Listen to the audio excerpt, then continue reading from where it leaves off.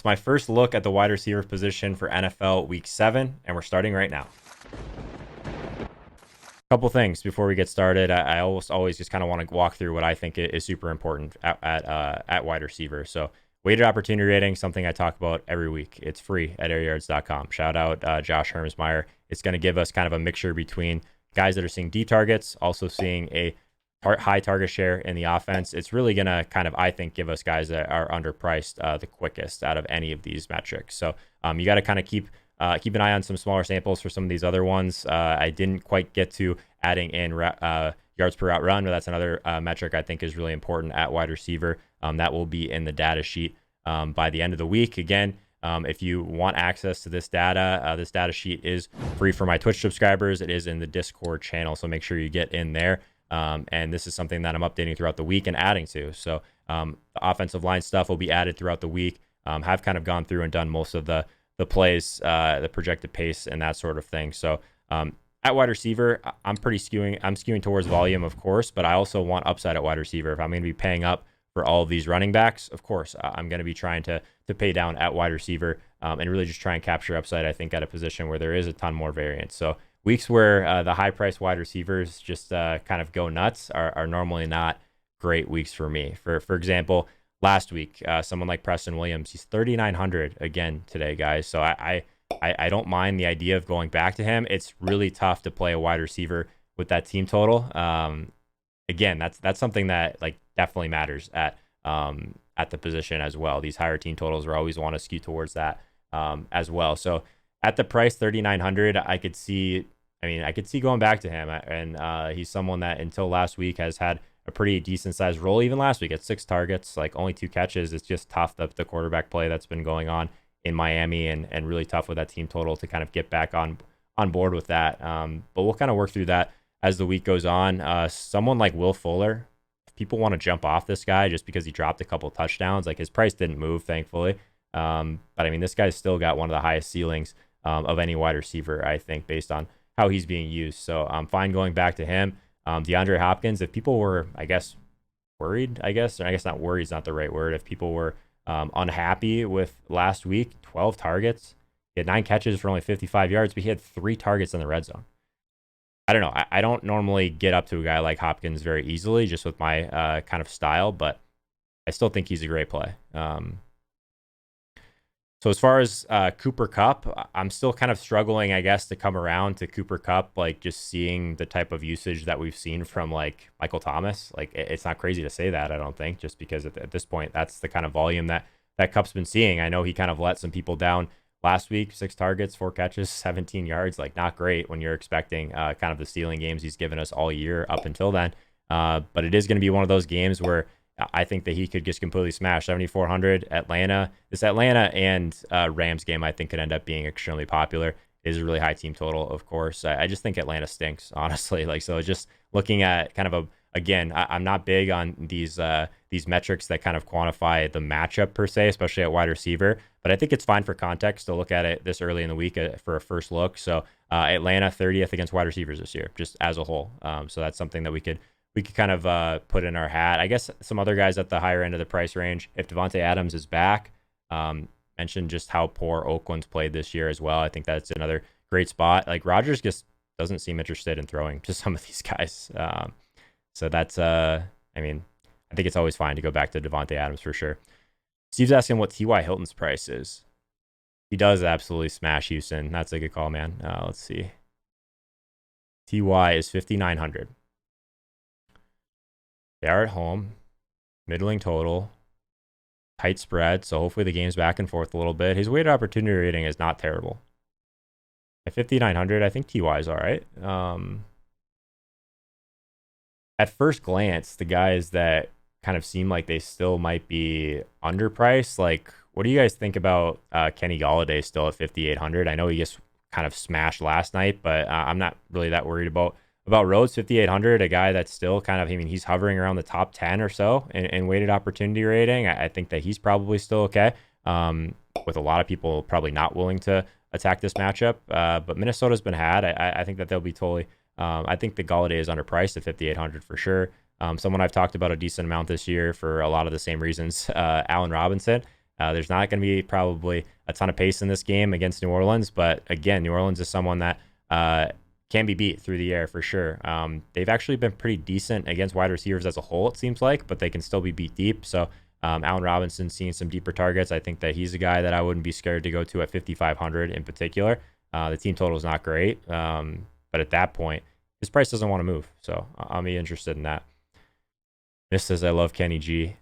Ryan Hodge just throwing out the 69 bits. Appreciate you, man. Yeah, everyone check out Hodge's stream on Sunday mornings as well. Everyone, I mean, I'm sure a lot of you guys check out Manny and Al, and then hopefully you're checking out mine at 11:30 Eastern time. But Hodge is before me, like kind of in that window of when Manny's finishing up. Go check out Al for a little bit. If you have to miss the first couple minutes of my stream, you should definitely do that because Hodge knows his stuff. Let's see. What else we got here? As far as like just kind of a raw projection standpoint, it's Keenan Allen at 6,700. Wow, that seems like an interesting price. Let's see here. It is Tennessee. I'm not really scared of Tennessee. Are you guys? I mean, he's someone that still probably they could get involved. Wow, he's had a couple floor games in a row. I rarely play Keenan Allen just because he's priced up so high and everyone was chasing that massive 17 target game, which hasn't gone well for people. But yeah, maybe this is a decent spot to jump back on at lower ownership. 6,700 for a guy that we can project for volume is interesting. Mentioned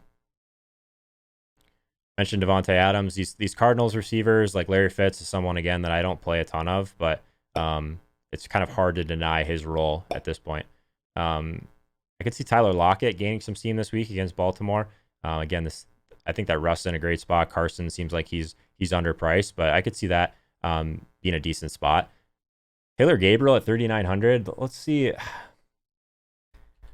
Seems like a decent price for someone. I know he's been banged up, and we'll have to keep an eye on that. But kind of at first glance, like he's someone that he did have that massive 3-touchdown game, of course. So he's got the ceiling. The price is there. If he's healthy, we'll have to kind of monitor that. I think one of the guys that probably stands out the most as far as being one of the better pay down options at first glance, Mike Williams, 4,600.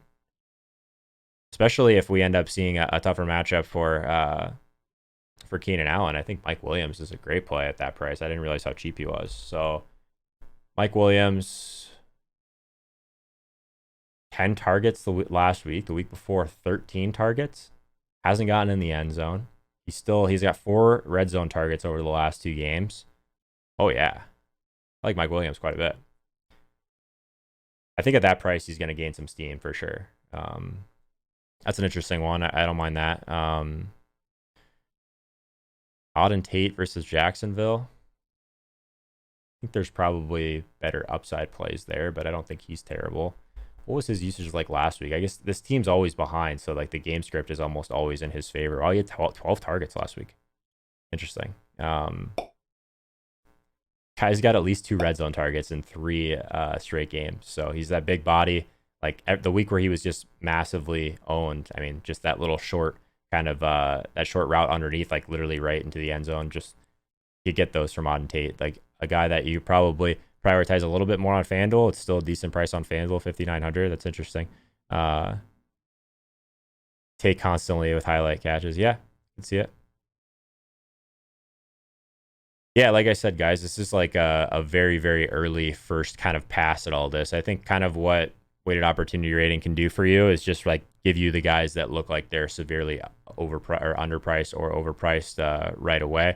I guess we didn't even talk about Michael Thomas right at the top. I kind of skim over him at times just because of his price, and I don't know if the upside game that we saw with Teddy earlier in the year is something we'll see often. And I guess never really end up in that range. But of course, Michael Thomas is totally fine. I think I prefer going to Hopkins this week. Would probably prefer going back to Cooper Kupp against Atlanta as well over him, just kind of off of like first glance. What else we got here? Darius Slayton is popping in a lot of stuff. Does anyone know why? He's 4,100, I guess. Against Arizona, is that why? People just want to play wide receivers against them. 8 targets last week. Just I know that they're banged up and whatnot, but interesting. Passing over Allen Robinson, more upsetting. I didn't pass over Allen Robinson. We talked about him. Yeah, just there's probably not a lot of clarity with the wide receivers for the Giants, so that's probably a good indication of why Darius Slayton popping a little bit and stuff. Interesting. Anything else at wide receiver, guys? I think that guys like DK Metcalf, if he ends up being drastically under-owned in comparison to some of these other Seattle guys, he'd be an interesting pivot. Let's see what else we got here. What do you guys think about Preston Williams at 3,900? He's just like staring me in the face right now. I just don't think I've ever played a wide receiver with a team total under 12. What's AJ Green's price? KD Single, thanks for the 10 bits, man. Appreciate that. Let's see. Oh, there's DK Metcalf. Not as great of a weighted opportunity as I thought, but it is Washington, right? Where is AJ Green? 6,400 for AJ Green. Let's see. I don't know. I don't take a lot of chances with guys like that typically. It is Jacksonville. I don't know. It seems like at the price, I'd just rather play Will Fuller, I think. 700 more for Mike Williams. You can find that. Yeah, I think that's a good call for sure. Mike Williams is definitely a better play, I think, at first glance than Preston Williams. Yeah, that's a really good way to quantify it, I think. A guy that just saw back-to-back double-digit targets at 4,600 seems mispriced to me.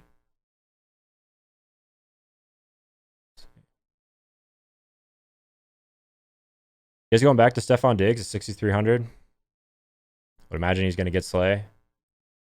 I don't know. I think I just prefer Will Fuller if people want to jump off that. But people are getting smarter, so you never know. He might end up being okay. I definitely prefer Kenny Golladay in that game to Stephon Diggs. Williams against Buffalo just seems like it'll be hard to click. Yeah, I could see that.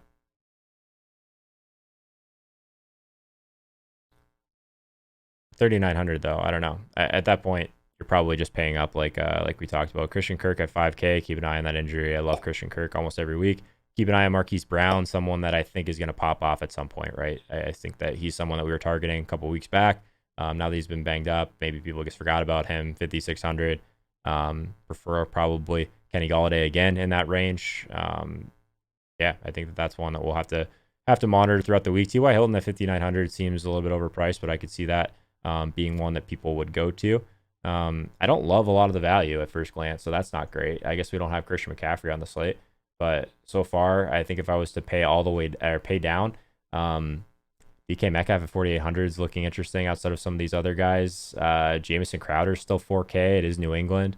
What about Adam Humphries at 3,400?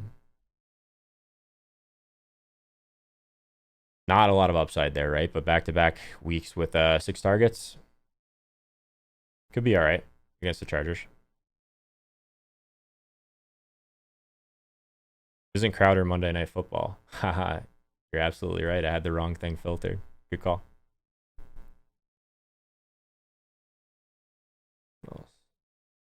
Sanu, always kind of in play for floor. I just don't know if in today's DFS we really need to attack someone whose ceiling is probably as low as his is. Deion Kane, 3,200, talented guy. I mean, at that point, you're way down there. Not really seeing much usage, but someone that could be a deep flyer if you were interested in attacking Houston or at least game stacking that game in some way.